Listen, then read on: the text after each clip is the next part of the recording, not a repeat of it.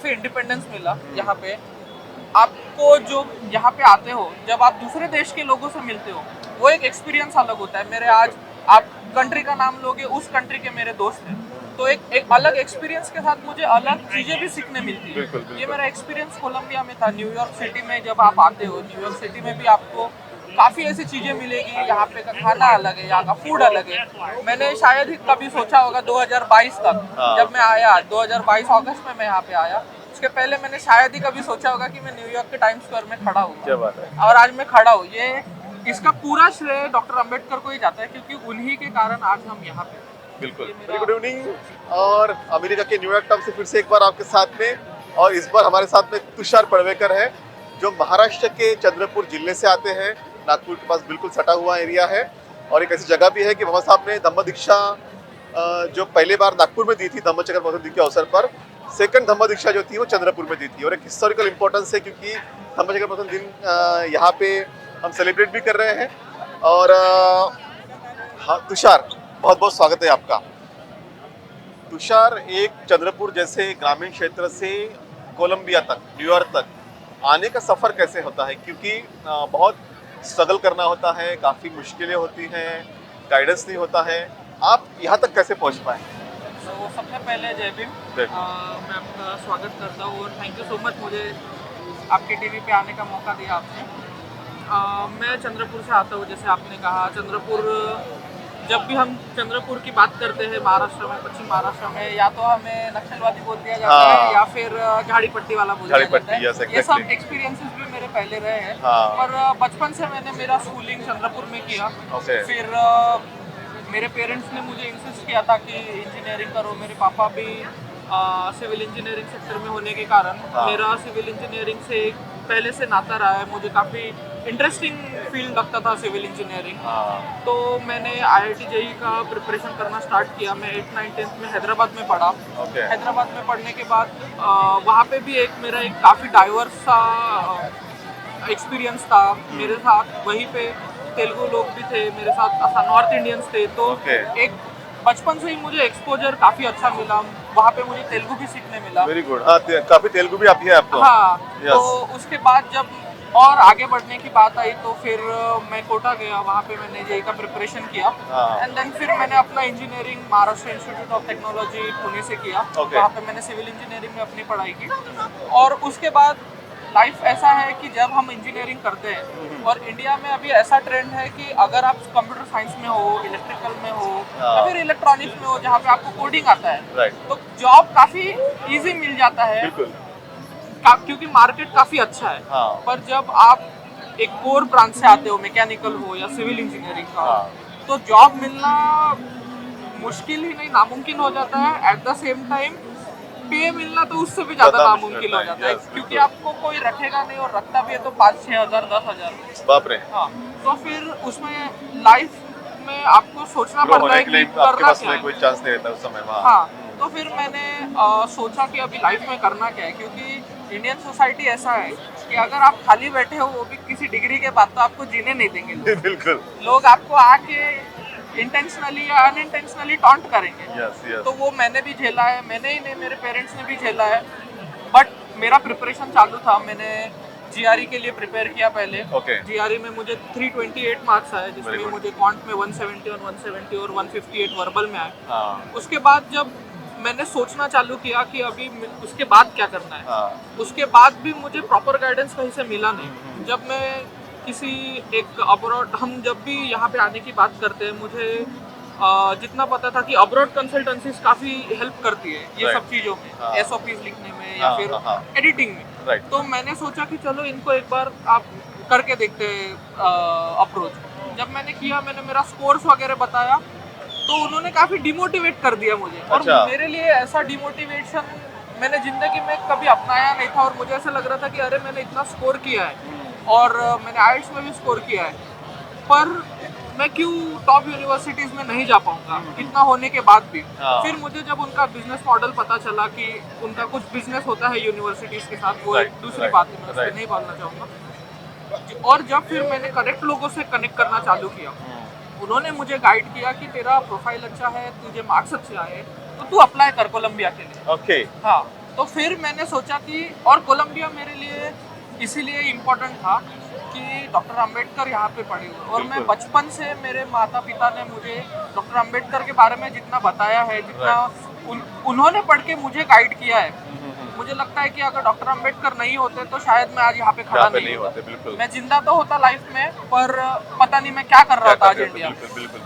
तो ऐसा मेरा सफर था कि फिर मैंने अप्लाई किया कोलंबिया के लिए, और जब मुझे मार्च के महीने में एडमिट आया, उसके बाद सबसे बड़ा जो मेरे आगे जो चट्टान मुझे दिखी वो थी फाइनेंस का, कि कोलंबिया का फीस जब मैं देख रहा था, एक सेमेस्टर का $35,000, तकरीबन 30 लाख रुपए सिर्फ सेमेस्टर का फीस।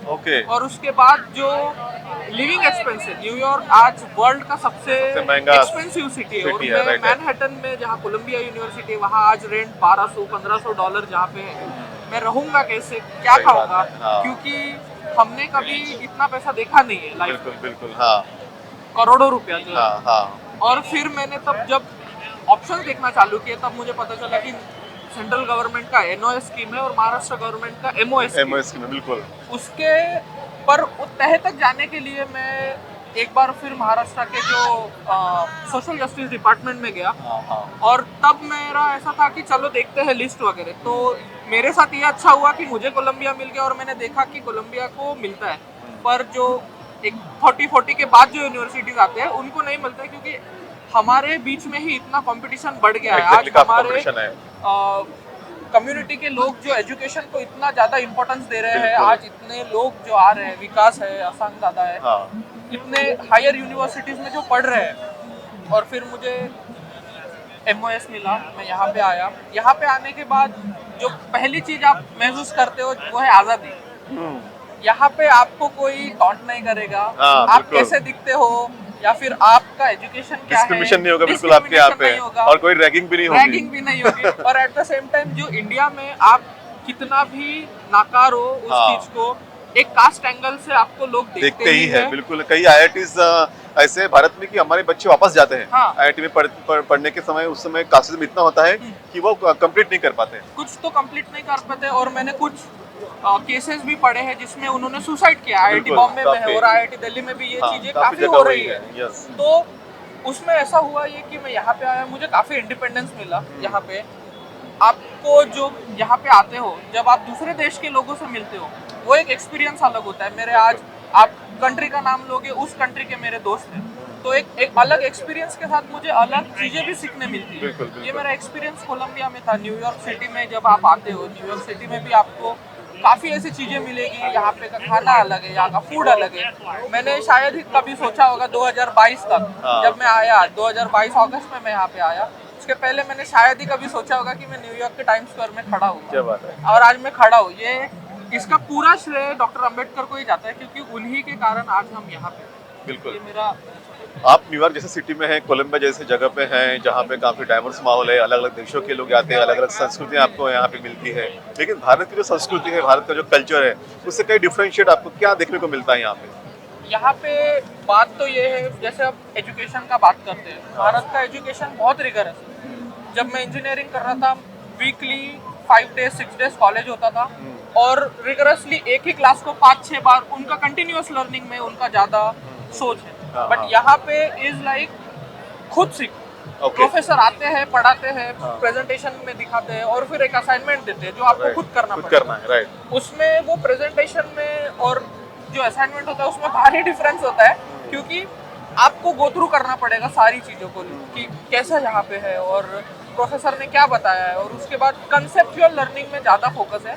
इंडिया में मैंने ये देखा है कि सब लोग रट्टा मार लेते हैं। एग्जाम के पहले एक दिन पहले हम पढ़ते थे और फिर दूसरे दिन जाके एग्जाम लिखते थे। तो ये डिफरेंस मैंने यहाँ पे देखा है एजुकेशन सोसाइटी। हाँ, और जो सोसाइटी का बदलाव दिखता है हमें कि हम काफ़ी जब भारत में होते हैं तो अलग अलग कास्ट ग्रुप में डिवाइड होते हैं। कोई एससी होता है, कोई एसटी होता है, कोई ओबीसी होता है, कोई माइनॉरिटी होता है, फिर डिस्क्रिमिनेशन होता है। यहाँ पे ऐसा आपको कोई नजर नहीं मिला?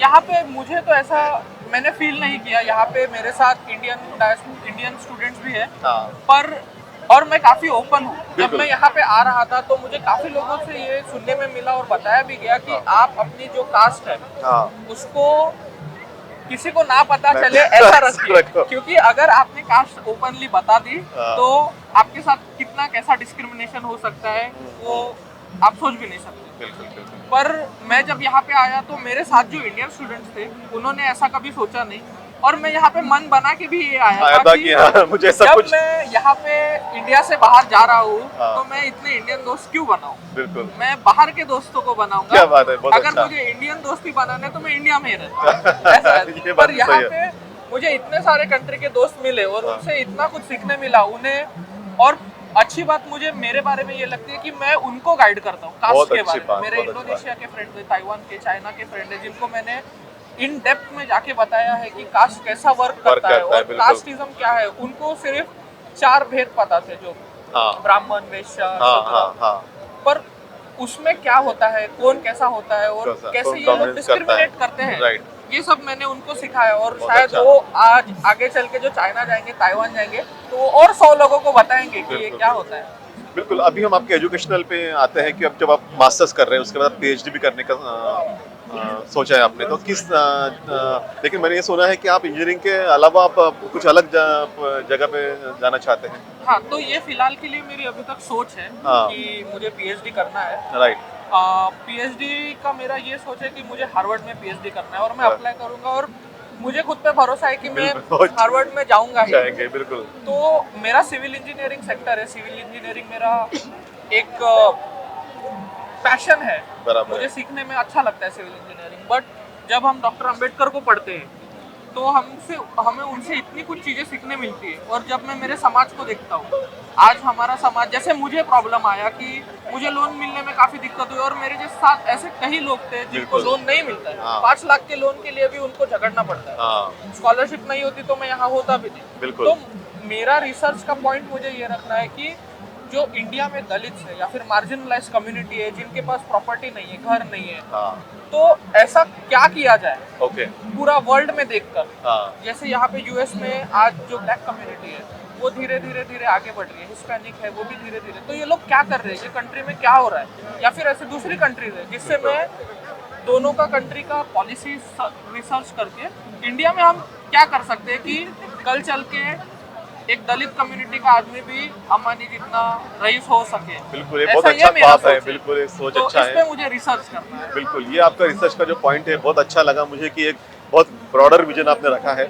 मैं अंतिमतः ये जानना चाहूँगा आपसे कि जो बार बार हम बात करते हैं कि अधिक से अधिक हमारे बच्चे जो हैं वो फॉरेन में आए, पढ़े, सोसाइटी के लिए एक मॉडल बने। आप भी एक रोल मॉडल की तरफ आप जा रहे हैं, बन रहे हैं। तो क्या हमारे जो युवा हैं उनको क्या संदेश देना चाहेंगे आप, किस तरह से पढ़ाई करनी है, किस तरह से रिसर्च करना है, किस तरह से यहाँ पहुँचना है? यूएस में आने का एक प्रोसेस है हाँ। और वो डिफाइंड प्रोसेस है। राइट। उसी के तौर पे आपको चलना पड़ेगा। जैसे नवंबर से लेके जनवरी तक आपको ओपन होते हैं एप्लीकेशन, Okay. अप्लाई करना है। हाँ। एप्लीकेशन में आपको स्टेटमेंट ऑफ पर्पस लिखना है। हाँ। स्टेटमेंट ऑफ पर्पस में ये होता है कि आप लाइफ में, जैसे मैंने लिखा था कि मैं बचपन से मुझे सिविल इंजीनियरिंग में क्यों इंटरेस्ट है। हाँ। आपको आपका लाइफ डिस्क्राइब करना है, आप right. इंटरव्यू इन पर्सन नहीं दे सकते। राइट तो आपको एसओपी इतना पैशनेट लिखना पड़ेगा, राइट और राइट। आपका पैशन दिखाना पड़ेगा पर्टिकुलर Exactly. सब्जेक्ट के लिए। हाँ, हाँ। आपको लेटर ऑफ रिकमेंडेशन आपके प्रोफेसर से लेने पड़ेंगे, जिसके Right. अंडर आपने कुछ रिसर्च किया है, फाइनल ईयर में प्रोजेक्ट किया है, या फिर जिनके साथ आपने स्टडी की है। Right, ऐसे right. प्रोफेसर से आपको लेटर ऑफ रिकमेंडेशन लेने पड़ेंगे। आपका रेज्यूमे, हाँ। ये डॉक्यूमेंटेशन पार्ट है। But at the same time when it comes to exam, IELTS या टॉफेल, ये 2 एग्जाम है हाँ। जो हमें यहाँ आने के लिए, इंग्लिश का प्रोफिशिएंसी दिखाने के लिए राइट राइट। काम आता है। And eight the same time आपका एनालिटिकल स्किल्स दिखाने के लिए आपको जीआरई देना पड़ेगा। ओके। जीआरई आज कंपलसरी नहीं रहा है Very काफी good. यूनिवर्सिटीज में, but at the same time मैं तो यही कहूंगा कि आपका प्रोफाइल एक और बिल्ड दिखाने के लिए, ये, एक हाइट दिखाने के लिए आपको जीआरई देना ही चाहिए। यस। तो मेरा ऐसा प्रिपरेशन था कि मुझे तो काफ़ी थोड़ा लेट हो गया था, बट मेरे से जो भी कोई पूछता है तो मैं यही बताता हूँ कि आपका जैसा समझो इंजीनियरिंग जून में ख़त्म होता है, तो आप एक 10-15 दिन का थोड़ा काम डाउन होने के बाद आप स्टार्ट कीजिए जीआरई का प्रिपरेशन। राइट। जीआरई के प्रिपरेशन में आपका टोफेल और आइल्स का भी प्रिपरेशन हो जाएगा। हाँ हाँ। आप अक्टूबर तक प्रिपेयर कीजिए, नवंबर में एग्जाम दीजिए, और साइमल्टेनियसली आप अपना एसओपी, एलओआर, जैसे विकास ने भी बताया कि एकलव्य फाउंडेशन है, हाँ, या फिर yes. ऐसे काफी दोस्त, हाँ। राजू केंद्र जी है जो भी हाँ हेल्प हाँ कर रहे हैं। यस, काफी हेल्प करते हैं। तो उनसे आप कनेक्ट होइए, आप उनसे आपके SOPs है लोअर्स, उनसे आप एक बार ये करवाइए कि जिससे आपको हेल्प हो। एट द सेम टाइम आप अप्लाई कीजिए। हाँ। मार्च तक आपको रुकना पड़ेगा, मार्च के बाद आपको आपके एप्लीकेशन आएंगे एंड देन फिर स्कॉलरशिप के लिए अप्लाई कीजिए, आपको मिलेगा स्कॉलरशिप। बिल्कुल, ये बहुत अच्छा प्रोसेस जो है तुषार ने समझाया है। मुझे लगता है कि तुषार भी, जिनको लगता है कि वो उन्हें गाइड करेंगे, जिन बच्चों आना चाहते हैं, वो जिस तरह से बताया कि किस तरह से एप्लीकेशन स्टार्ट होती है, किस तरह से फॉलो करना है, प्रिपरेशन भी करना है, तो एक गाइडेंस अवेलेबल है आपके लिए। तो बहुत अच्छा लगा तुषार, आप एक बहुत डायनामिक और एक अच्छा विजन रखते हैं, सोच रखते हैं, और आपसे बातचीत करने के लिए, हमसे बातचीत करने के लिए और एक अच्छा गाइडेंस देने के लिए आपका बहुत बहुत शुक्रिया। Thank you so much. जय हिंद।